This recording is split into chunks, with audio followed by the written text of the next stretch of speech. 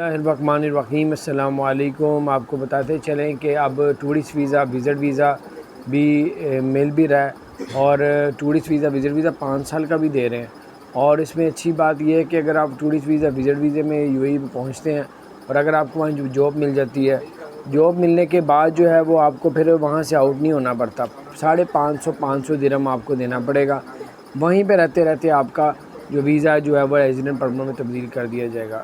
تو دوسری خبر یہ ہے کہ جو کرونا کا جو ویکسین جنہوں نے نہیں لگائی، وہ ان کو جو ہے وہ کرونا ٹیسٹ شو کروانا پڑے گا، 48 گھنٹے پرانا۔ اور جنہوں نے ویکسین لگوائی بھی ہے ان کو کرونا ٹیسٹ نہیں کروانا پڑے گا۔